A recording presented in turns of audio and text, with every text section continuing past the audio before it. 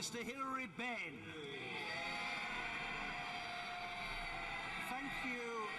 Thank you very much, Mr. Speaker. Before I respond to the debate, I would like to say this directly to the Prime Minister.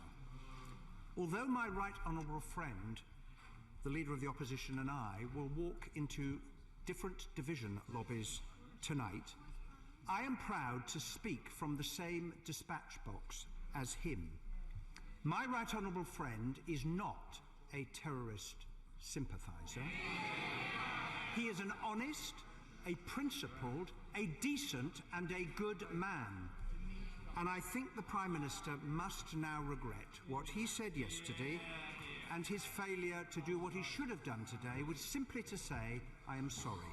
Now, Mr. Speaker, we have had an intense and impassioned debate, and rightly so, given the clear and present threat from Daesh, the gravity of the decision that rests upon the shoulders and the conscience of every single one of us, and the lives that we hold in our hands tonight. And whatever decision we reach, I hope we will treat one another with respect. Now, we have heard a number of outstanding speeches, and sadly time will prevent me from acknowledging them all. But I would just like to single out the contributions, both for and against the motion, from my honourable and right honourable friends, the members for Derby South, Kingston upon Hull West and Hessel, Normanton, Pontefract and Castleford, Barnsley Central, Wakefield, Wolverhampton South East, Brent North, Liverpool West Derby, Wirral West, Stoke-on-Trent North, Birmingham Ladywood, and the honourable members for Reigate, South West Wiltshire, Tonbridge and Malling, Chichester and Wells. The question which confronts us in a very, very complex conflict is at its heart very simple. What should we do with others to confront this threat to our citizens, our nation, other nations, and the people who suffer under the yoke, the cruel yoke of Daesh? The carnage in Paris brought home to us the clear and present danger we face from them. It could just as easily have been London or Glasgow or Leeds or Birmingham, and it could still be. And I believe that we have a moral and a practical duty to extend the action we are already taking in Iraq to Syria. And I am also clear, and I say this to my colleagues, that the conditions set out in the emergency resolution passed at the Labour Party conference in September have been met. We now have a clear and unambiguous UN Security Council Resolution 2249, paragraph 5 of which specifically calls on member states to take all necessary measures to redouble and coordinate their efforts to prevent and suppress terrorist acts committed specifically by ISIL and to eradicate the safe haven they have established over significant parts of Iraq and Syria. So the United Nations is asking us to do something. It is asking us to do something now. It is asking us to act in Syria as well as in Iraq.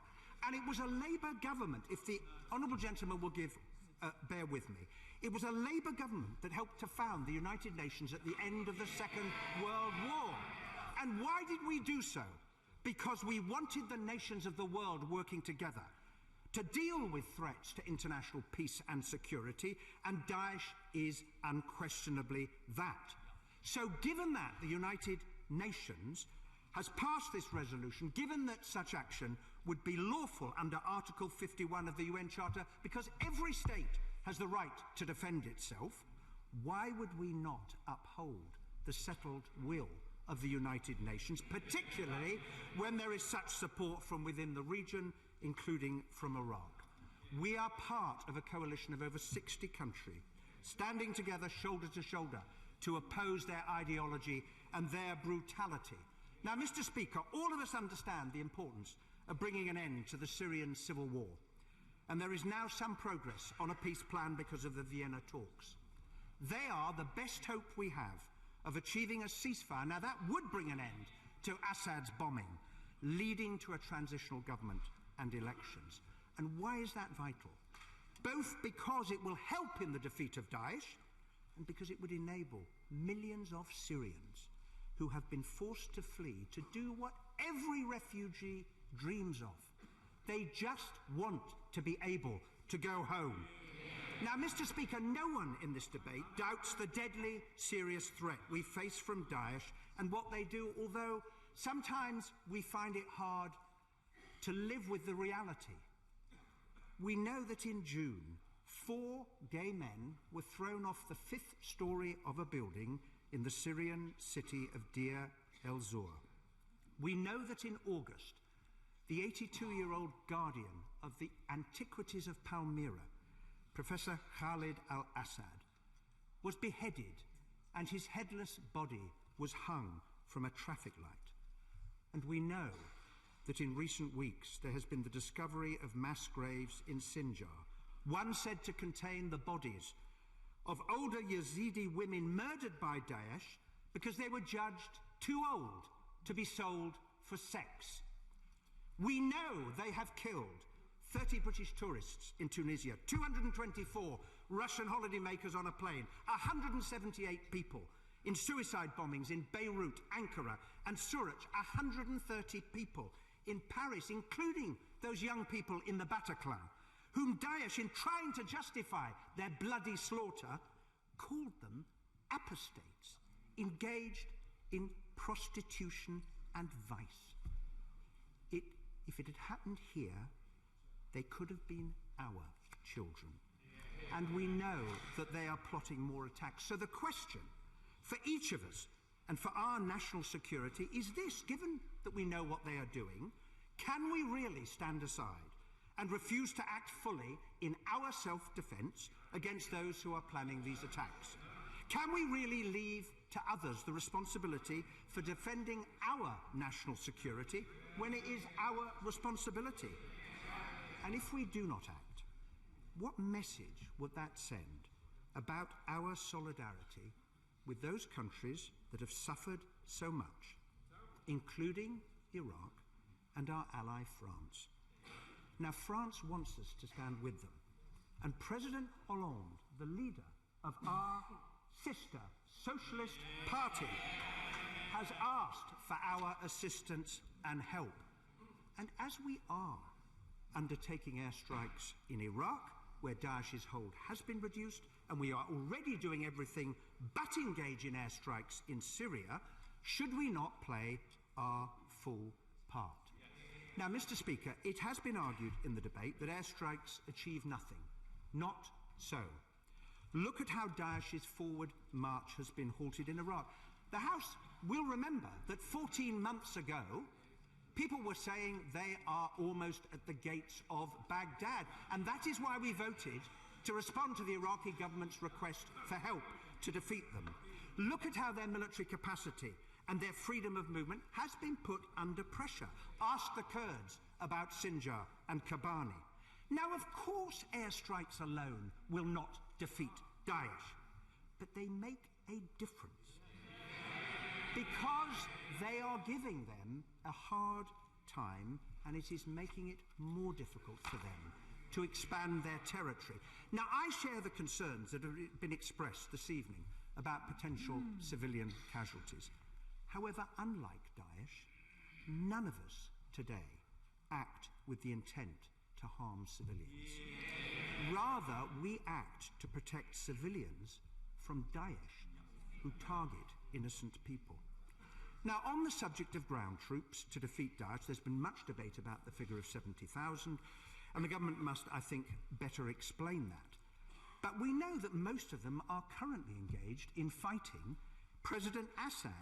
But I tell you what else we know, is whatever the number, 70,000, 40,000, 80,000, the current size of the opposition forces mean the longer we leave taking action, the longer Daesh will have to decrease that number.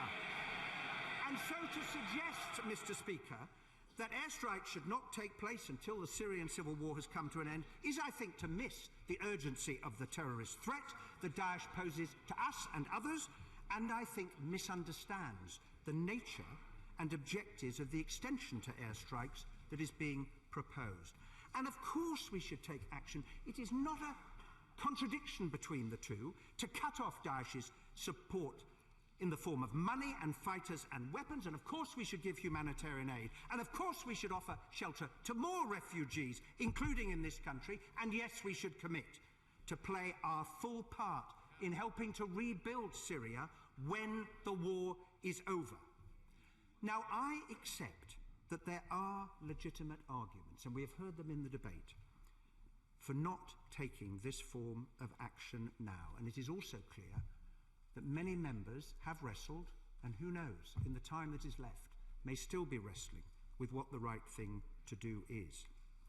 But I say the threat is now, and there are rarely, if ever, perfect circumstances in which to deploy military forces. Now, we heard very powerful testimony from the Honourable Member for Edinburgh earlier when she quoted that passage. And I just want to read what Kawan Jamal Tahir, the Kurdistan Regional Government High Representative in London, said last week, and I quote, "Last June, Daesh captured 1/3 of Iraq overnight, and a few months later attacked the Kurdistan region. Swift airstrikes by Britain, America and France, and the actions of our own Peshmerga saved us. We now have a border of 650 miles with Daesh. We have pushed them back and recently captured Sinjar. Again, Western airstrikes were vital. But the old border between Iraq and Syria does not exist. Daesh fighters come and go across this fictional boundary." And that is the argument, Mr. Speaker, for treating the two countries as one if we are serious about defeating Daesh. Now, Mr. Speaker, I hope the House will bear with me if I direct my closing remarks to my Labour friends and colleagues on this side of the House. As a party, we have always been defined by our internationalism. We believe we have a responsibility one to another. We never have, and we never should, walk by on the other side of the road. And we are here faced by fascists. Not just their calculated brutality, but their belief that they are superior to every single one of us in this chamber tonight, and all of the people that we represent. They hold us in contempt.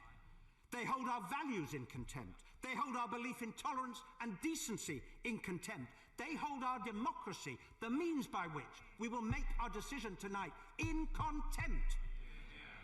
And what we know about fascists is that they need to be defeated.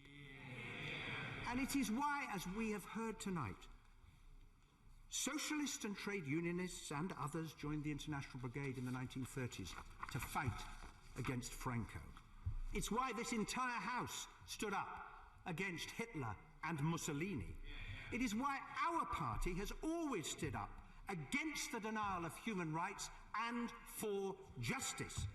And my view, Mr. Speaker, is that we must now confront this evil. It is now time for us to do our bit in Syria. And that is why I ask my colleagues to vote for this motion tonight.